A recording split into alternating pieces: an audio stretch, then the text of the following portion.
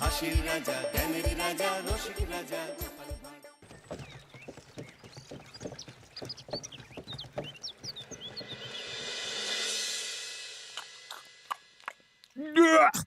আরে বাবা, কি বিশ্রী রান্না হয়েছে! তরকারিতে কি কোনো জিরে বাটা, আদা বাটা কিছুই দেয়নি নাকি? কই গো রাধুনী ঠাকুর, কোথায় গেলে? এদিকে এসো। বলুন রানীমা। বলছি, তুমি তো রাজবাড়িতে দীর্ঘদিন ধরেই রান্না করছো, কিন্তু ইদানিং তোমার রান্না এত বেস্বাদ লাগছে কেন? সে তো আমি বলতে পারবো না, আমি তো আগের মতনই রান্না করি। ছোট মুখে বড় কথা বলছি, আমি কিছু বলতে চাই রানীমা। এই, তুই আবার পাকামো করতে এসছিস কেন রে? তোকে কি রানীমা ডেকেছেন নাকি? আহ, কি বলতে চাইছে শুনেই দেখি না, বলো। রানীমা, এখন আর রাধুনী ঠাকুর আগের মতো যত্ন নিয়ে রান্না করেন না। রান্নাঘরে পড়ে পড়ে ঘুমোয় আর তাড়াহুড়ো করে কোনো রকমে রান্না করে দেন। একদম বাজে কথা বলবি না। বাজে কথা না রানীমা, শিলনোড়ায় বাটতে ওনার কষ্ট হবে বলে আজকাল রাধুনী ঠাকুর শুধু জিরে ফোড়ন দিয়ে রান্না করেন। এত বেতন দিয়ে তোমাকে রাখা হয় কি এই ফাঁকিবাজির জন্যে? কি মানে ভুল হয়ে গেছে। এর যদি এই ভুল করার ইচ্ছে হয় তাহলে তল্পি তল্পা গুটিয়ে বাড়ি গিয়ে ভুল করো, মনে থাকবে? মনে থাকবে মহারাজ। কি হচ্ছে বলো তো রানী? সকালে বাগানে পায়চারি করছিলাম, দেখি মালি একটা গাছেও জল দেয়নি। এই গরমে জল না পেলে যে গাছপালাগুলো মরে যাবে। সবাইকে এবার মনে হচ্ছে বলে বলে কাজ করাতে হবে।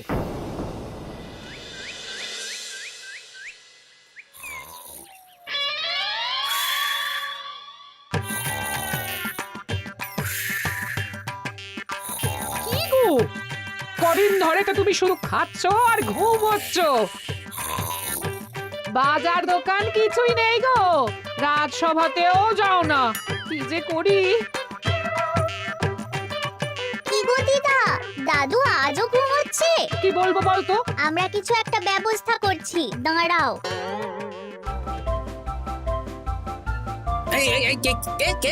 ওঠো দাদু, আর কত ঘুমে? কুড়েমির একটা সীমা থাকে।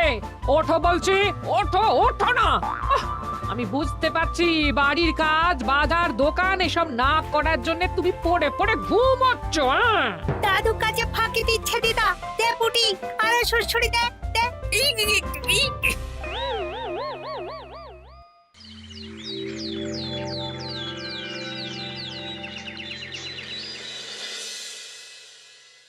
মহারাজের শরীর খারাপ না মন খারাপ?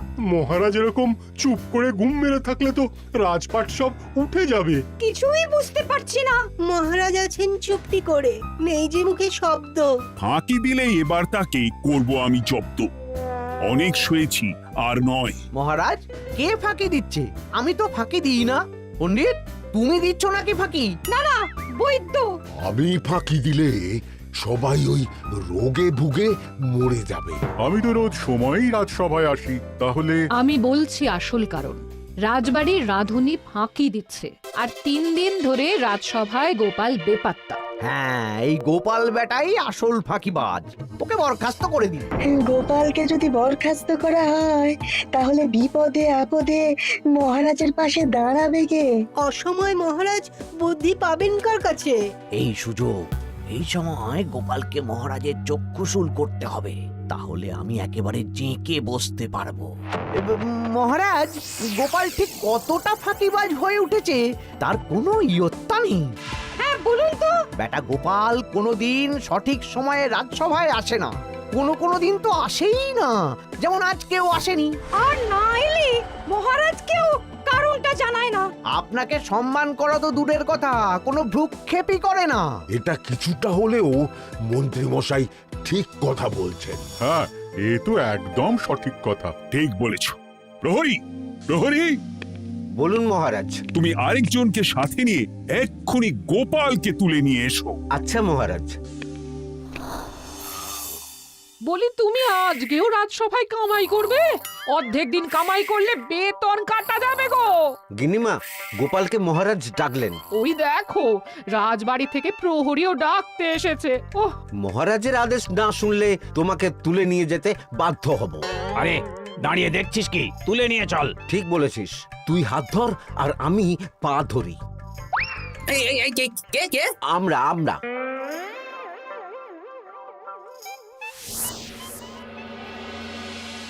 এসব কি গোপাল? তুমি বাড়িতে আছো, ঘুমোচ্ছ, অথচ রাজসভায় আসছো না, কি ব্যাপার? আগে মহারাজ, মস্তিষ্ককে বিশ্রাম দিয়ে বুদ্ধি বাড়াচ্ছিলাম। অনেক ব্যবহার হয়েছে তো, তাই একটু বিশ্রাম দরকার আর কি। আমার পুরো রাজসভাটাই ফাঁকিবাজ। আমি সবাইকেই বিদায় করব, আর গোপালকেও। এই সেরেছে, আমি ফাঁকিবাজ নই মহারাজ। আমি খোঁজ নিয়ে দেখেছি সবাই কম বেশি গায়ে হাওয়া লাগিয়ে ঘুরছে। মহারাজ, আমি তো নদীর পাড়ে বসে শীতল হাওয়া গায়ে লাগাই, তবেই তো ঢেউয়ের মতো আমার ছন্দ আসে। কেউ ফাঁকিবাজ না মহারাজ, আসল ফাঁকিবাজ গোপাল। মহারাজ, আমি যদি দরকারে আপনাকে বুদ্ধি দিয়ে ফাঁকা সময়ে বিশ্রাম দিয়ে ফাঁকিবাজ হই, তাহলে মন্ত্রী মহা ফাঁকিবাজ। কারণ মন্ত্রীর কাজ রাজাকে বুদ্ধি দেওয়া, তা তিনি করেন না বলেই আমাকে দরকার পড়ে। আমি তো ভাঁড়, আমি শুধু হাসাবো, এটাই আমার কাজ। তাতে কি, সেনাপতিও তো সেনাপ্রধান, ও কি যুদ্ধ করে? রাজ্যে শান্তি শৃঙ্খলা বজায় আছে, তাহলে যুদ্ধ করে হবেটা কি? হ্যাঁ, অকারণে পায়ে পা দিয়ে যুদ্ধ বাঁধাবো নাকি? হ্যাঁ, যত সব। যখন তখন বিপদ আসতে পারে, তাই যুদ্ধের জন্য সব সময় সামরিক শক্তিকে প্রস্তুত থাকা দরকার। হ্যাঁ, এটা গোপাল ঠিক বলেছে। সেনাপতিকে তো কোনোদিন সেসব নিয়ে মহড়াও করতে দেখি না। তাহলে দাঁড়ালো 3 জন ফাঁকিবাজ। মূল অভিযুক্ত গোপাল দিন রাত কামাই করে, মন্ত্রী মহারাজকে বুদ্ধি দেয় না, আর সেনাপতি যুদ্ধের প্রস্তুতি নেয় না। এই 3 জনকে আমি বিদায় করব। এই সেরেছে, এ তো দেখছি বিনা মেঘে বজ্রপাত। না, তবে তোমরা যে ফাঁকিবাজ নও সেটা প্রমাণ করার জন্য 12 ঘন্টা সময় দেব। আমাদের কি করতে হবে? তোমাদের 3 জনকে 3টে খালি বস্তা দেব। প্রত্যেকে ওই খালি বস্তা নিয়ে জঙ্গলে যাবে, আর এই 12 ঘন্টার মধ্যে জঙ্গল থেকে বস্তা ভরে আনবে। একটা বস্তা ভরার জন্য 12 ঘন্টা সময়? এ তো খুবই সহজ কাজ।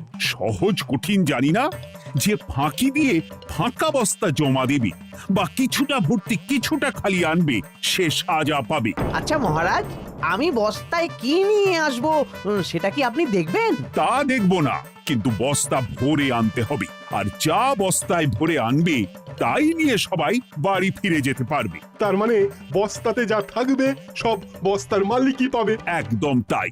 বুঝে গেছি, ভিতরে কোনো গভীর পরিকল্পনা আছে। প্রহরী, প্রহরী, তুমি এই 3 জনকে 3টে বস্তা দিয়ে দাও। যথা আজ্ঞা মহারাজ। আর বাকি সভাসদেরা আজকে রাজসভাতেই থাকো। ওরা 3 জন আসবে, ওদের বিচার হবে, তারপর ফিরবে। আমাদের খাওয়া দাওয়া তাহলে রাজবাড়ির তরফ থেকেই দেয়া হবে মহারাজ? হ্যাঁ। জঙ্গলে তো যাচ্ছি, কি নেব? গোপাল, আমি বলি কি, তুমি বরং আমার বস্তায় ঢুকে যাও, আমি তোমাকেই নিয়ে ফিরে যাই, ল্যাটা চুকে যাবে। আপনি যদি একা আমাকে বস্তায় ভরে নিয়ে যেতে পারেন তো চলুন। একা? এই সেরেছে। দাঁড়ান, আমি আপনার কাঁধে চড়ে দেখি আপনি আমাকে বইতে পারবেন কি পারবেন না। না না, মুখ ফসকে বলে ফেলেছি, মাথা খারাপ নাকি? তাহলে নিজের মতন থাকুন।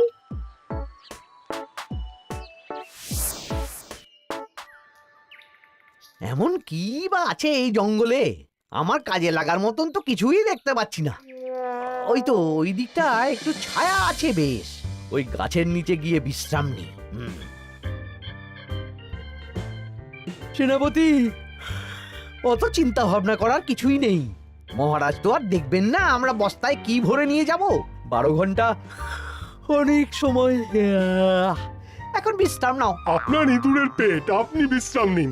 দেখি জঙ্গলে থেকে কিছু ফল পেড়ে আগে খাই, তারপর না হয় ওই বস্তাটা ওই ফলমূলের খোসা আর মাটিতে পড়ে থাকা পাতা দিয়ে ভরিয়ে মহারাজের কাছে নিয়ে যাব। হ্যাঁ, বস্তা যখন বাড়ি নিয়েই যেতে পারবো, তাহলে বনের সব থেকে ভালো ভালো ফলগুলো আগে ভরে নি।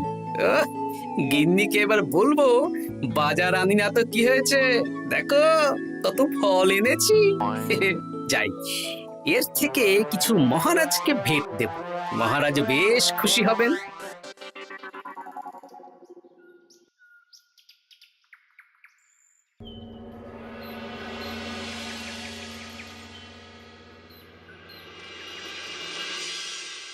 উফ, এই এত বড় জ্বালার মতো পেটখানা নিয়ে এই তেল্লাই গাছে উঠবো কি করে? দূর দূর, আশেপাশে ঢিল পাথরও দেখতে পাচ্ছি না। এই বুড়ো বয়সে হাড়গোড় ভাঙলে সে এক খারাপ ব্যাপার হবে। আরে দূরে ওদিক থেকে আওয়াজ পাওয়া যাচ্ছে, তার মানে এই বনে কেউ এসেছে। ভাই মদন, এই গাছটা ঝড়ে ভেঙে অনেক দিন পড়েছিল, এটা তো নেবই। তুই ওদিকে দেখ, কত মোটা একটা সেগুন গাছ রে। ওই গাছটা নিয়ে গেলে আমরা 1 বছর বসে খেতে পারবো। তাহলে আর দেরি কেন, হাত লাগা। আরে আরে আরে করো কি, এগুলো সব আমাদের মহারাজ কৃষ্ণচন্দ্রের পছন্দের গাছ। ভুলেও এই গাছ কেটে নিয়ে যাওয়ার ভাবনা চিন্তা করো না। আর ওই সেগুন গাছটা তো মহারাজের সবচেয়ে প্রিয়। আরে মহারাজ কি করে জানবে শুনি, এই বনে তো তিনি ভুল করেও আসেন না। এই যে আমি আসি, আমি মহারাজের দূত। তোমরা যদি ভুল করে ওই সেগুন গাছে হাত দাও, তাহলে কিন্তু তোমাদের গর্দান যাবে। এই সেরেছে, কিন্তু আমরা তো কাঠুরিয়া, কাঠ ছাড়া পেট চালাবো কি করে? সে তোমাদের ব্যবস্থা তোমরা করো, অন্য অনেক কাজ আছে। এই সামনের গাছটা মরে পড়ে আছে, এটার কাঠ আমরা নিয়ে যেতে পারবো তো? তা পারবে, এতে অত চিন্তার ব্যাপার নেই। গোপাল আছে যখন, তখন এই রাজ্যের কেউ মুশকিলে থাকবেই না। শুধু তোমাদের একটা কাজ করতে হবে। কি কাজ? এই নাও বস্তা। আমার জন্য এই জঙ্গল থেকে টাটকা বিভিন্ন ফল পেড়ে এই বস্তা ভরে দাও, তাহলে মহারাজকে আর তোমাদের কথা বলবো না, বুঝলে? আর তোমাদের যাতে রাজবাড়িতে কোনো কাজ হয় সেই নিয়ে মহারাজের কাছে সুপারিশও করব, কেমন? বেশ বেশ, তুমি তাহলে এখন এখানে বিশ্রাম করো, আমরা তোমার বস্তা ভরে ফল নিয়ে আসছি। ঠিক আছে, আমি তোমাদের কুঠার পাহারা দিচ্ছি, তোমরা ভালো তরতাজা ফল বস্তায় ভরে নিয়ে এসো।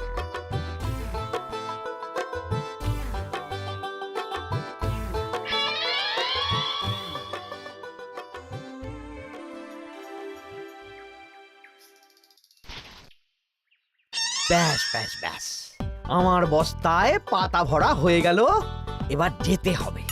আমারও বস্তা ভরা হয়ে গেছে মন্ত্রী মশাই। হ্যাঁ, কটা ফল খেলাম আর কটা ভরে নিলাম, আর বাকি জঙ্গলের পাতা ভরে ফেলেছি। হ্যাঁ, আবার কি কি ভরেছি আর কি ভরিনি সেসব তো মহারাজ আর দেখতে যাবেন না। তাহলে আর দেরি কেন, চলুন হাঁটি হাঁটি পা পা করে এগিয়ে যাই।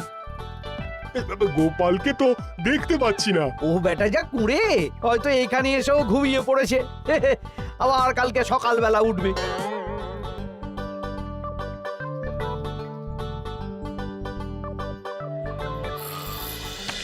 এই যে ভাইয়া, এই যে। হ্যাঁ, কে কে? আমরা। ও বলো, বস্তা ভরে এনেছো? হ্যাঁ, ভরে এনেছি। তাহলে চলো রাজসভায় যাই, তোমাদের একেবারে মহারাজের সাথে পরিচয়ও করিয়ে দেবো, আর কাজের ব্যাপারেও বলবো। চলুন, চলো চলো চলো।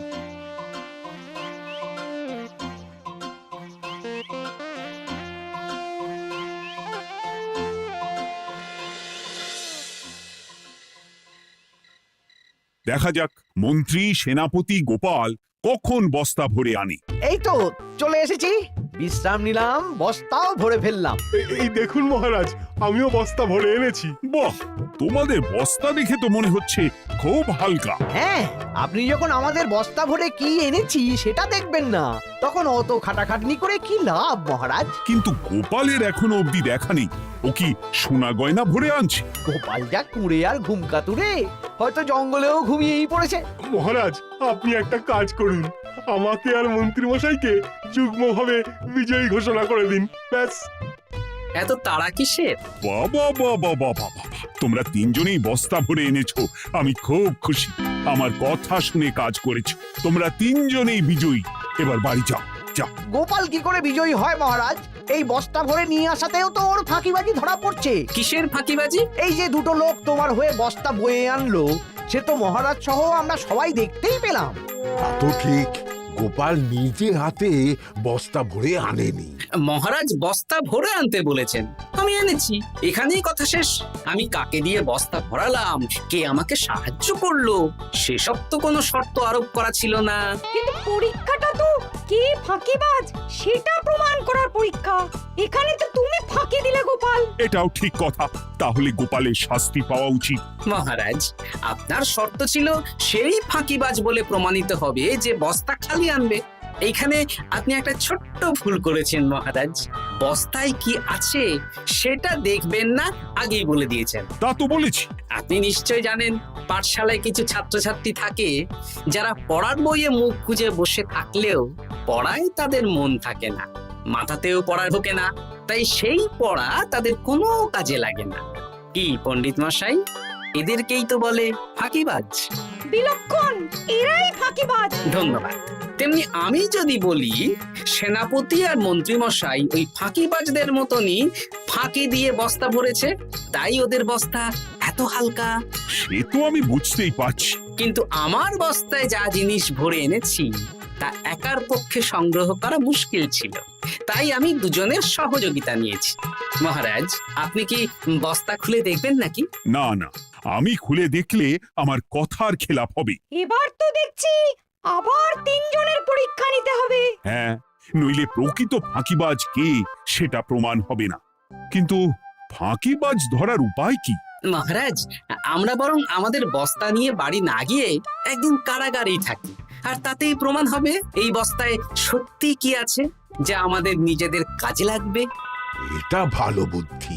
মহারাজ তখনই কারাগার থেকে আমাদের মুক্ত করবেন যখন আমরা আর থাকতে না পেরে ডাক দেব, আর যে আগে বেরোতে চাইবে সে সব থেকে বড় ফাঁকিবাজ, মানে যে আগু পিছু না ভেবে কাজ করে। বেশ, তাহলে তাই হোক।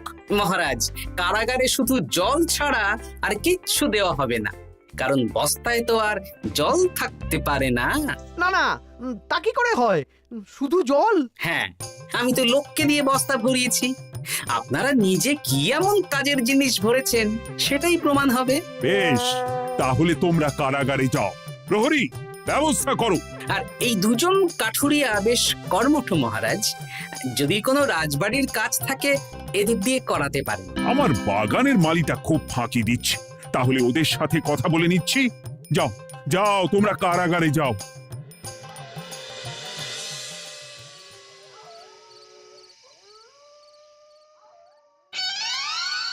ওরে বাবা রে, কি খিদে খিদে পাচ্ছে রে। দেখি বস্তায় কি আছে দেখি।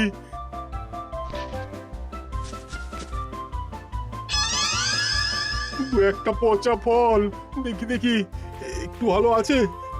এটা একটু ভালো আছে, হ্যাঁ এটাই খাই, হ্যাঁ এটাই খাই।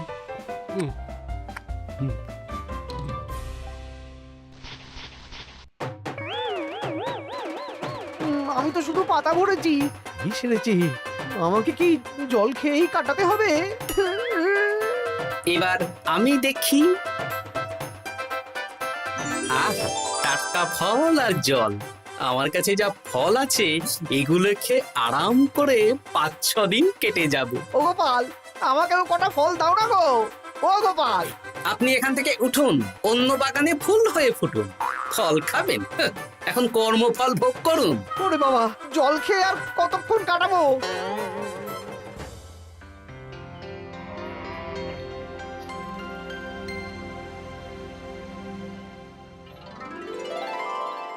উফ, পেটটা চুই চুই করছে, কি খিদে পেয়েছে না।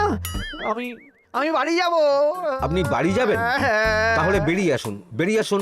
বেটা গোপাল কায়দা করে এমন শর্ত দিতে বললো, পুরো ফেঁসে গেলাম। আমারও তো খাওয়ার মতন তেমন কিছু নেই, আমিও এখানে থাকবো না। আমি এখানেই আছি, ফল খাবো, জল খাবো, আর প্রকৃতির ডাক এলে একটু বাইরে যাব।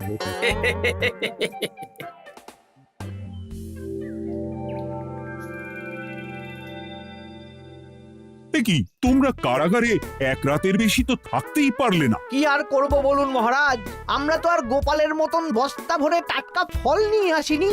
বেটা গোপাল আমাদের দেখিয়ে দেখিয়ে ফল খাচ্ছিল, অতি আমাদের খিদে আরো বেড়ে যাচ্ছিল। তাহলে এরা দুজনে তো হার মেনে নিল।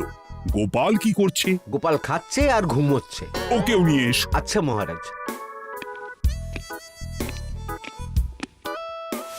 একই মহারাজ, আমার তো এখনো বাইরে আসার ইচ্ছে হয়নি। কি আর করা যাবে, ওরা হার মেনে নিয়েছে, তার মানে তুমি জয়ী হয়ে গেলে গোপাল। আমার বস্তায় ভরে অনেক ফল এনেছিলাম, এখনো অনেক আছে।